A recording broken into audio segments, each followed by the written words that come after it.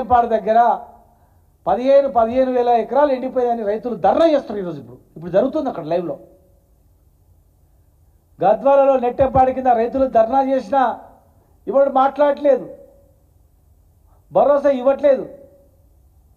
జూరాల ప్రతి సంవత్సరం మీరు అడగండి, జూరాల నుంచి ఎండాకాలం కూడా 2000 క్యూసెక్ల నీళ్ళు ఇటు వచ్చేటి దారా. అక్కడ ఇక్కడ కారిపోయే నీళ్ళు అన్ని నదిలకించి జూరాలకు వచ్చేటివి. జూరాల నుంచి వీళ్ళు పంటలు పండించుకునేది. మరి ఈరోజు కర్ణాటకలో ఆల్మట్టి డ్యాంల నీళ్ళున్నాయి, నారాయణపూర్లో డ్యాంల నీళ్ళున్నాయి. ఆ డ్యాంలకించి వచ్చే నీళ్ళను కూడా వాళ్ళు బ్రిడ్జిలు కడితే బ్రిడ్జి దగ్గర కూడా చెక్ డ్యామ్లు వేసి ఒక్క బొట్టు నీళ్ళు రాకుండా ప్రతి సంవత్సరము ప్రతిరోజు ఎండాకాలంలో కూడా 2000 క్యూసెక్ల నీళ్ళు వచ్చేటువంటి కృష్ణానదిని తెలంగాణకు ఒక్క చుక్క నీళ్ళు రాకుండా చెక్ డ్యామ్ల మీద చెక్ డ్యామ్లు కట్టి అక్కడ నీళ్ళు మలుపుకుపోతున్నారు. దాని గురించి ఒక్కరు మాట్లాడే మాట ఎవరు లేరు. అక్కడ కాంగ్రెస్ ప్రభుత్వమే ఉంది, మీ ప్రభుత్వమే ఉంది.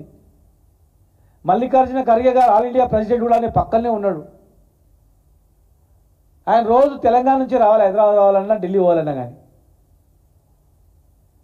మరి చెక్ డ్యామ్ల మీద చెక్ డ్యామ్లు కడితే సుక్క నీరు కృష్ణానదిలోకి పోకపోతే తెలంగాణ రైతులు ఎట్లా వస్తారనే ఆలోచన లేదా?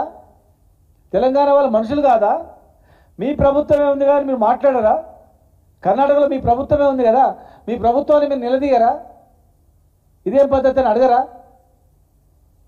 కనీసం వాళ్ళతో మాట్లాడి ఒక 10 టీఎంసీలో 5 టీఎంసీలో నీళ్లు జూరాలకు విడుదల చేసి జూరాల నుంచి నెట్టెంపాడు, భీమా, కోయిల్ సాగర్ ఈ ప్రాజెక్టుల కింద వేసిన పంటలు కనీసం ఎండిపోకుండా కనీసం 3-4 టన్నుల నీళ్ళు వచ్చేటట్టు ప్రయత్నం చేయరా?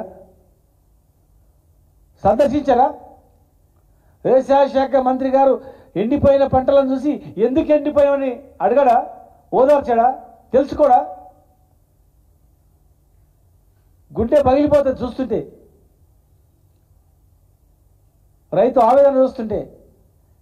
తిండి తిప్పలు మాని ఆదివారం పూట కిలో కూర కూడా తినకుండా 1000 రూపాయలు మిగులుతాయని చెప్పి దాచిపెట్టుకొని పంటలు పండించుకుంటే మా పరిస్థితి ఇట్లా అయిపోయింది, సగం పూట తిన్నాం అని చెప్పి రైతులు చెప్తున్నారు మాకు.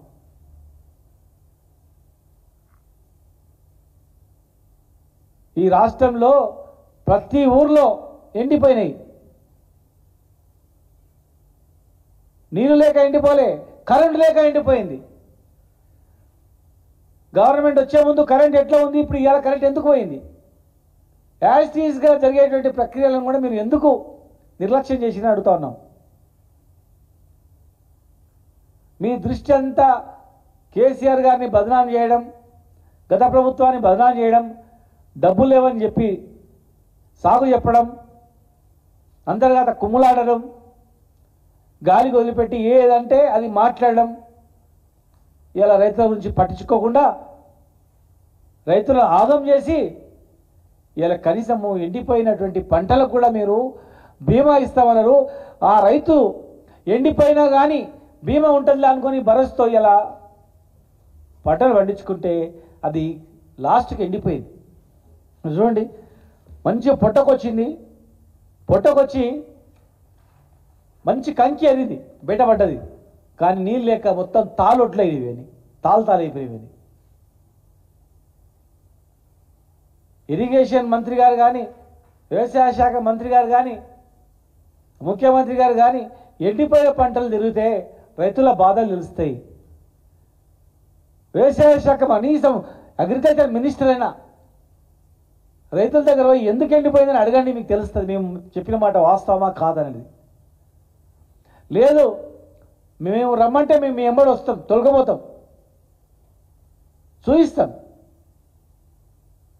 మేము చెప్పిన దానిలో వాస్తవం లేకపోతే, కరెంటు వల్లనే మా చేను ఎండిపోయిందని ఆ రైతు చెప్పకపోతే,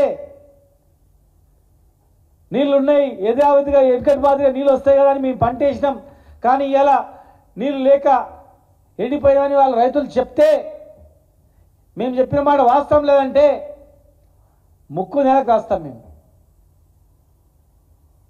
మేము ఏది మాట్లాడినా రాజకీయం అంటున్నారు. మేము మాట్లాడిన దానిలో వాస్తవం కాదని ఒక్క కనీసం పరిశీలన కూడా పోరు. ఒక chief secretary, agriculture principal secretary, కనీసం ఐఏఎస్ అధికారుల బృందం ఉండవండి. తిరగండి, రైతులు ఆదుకోండి. రైతుల ఆత్మహత్యలను చూసి భరించలేకనే ఇవన్నీ ఆగాలంటే తెలంగాణ వస్తేనే మనం బాగుపడతామని తెలంగాణ తెచ్చుకున్నాం. ఇవాళ కేసీఆర్ గారి నాయకత్వంలో తెలంగాణ వచ్చింది. మనం అందరం తెలంగాణ తెచ్చుకున్నందుకే మీరు అందరూ కూడా మంత్రులు, ముఖ్యమంత్రులు అయినారు.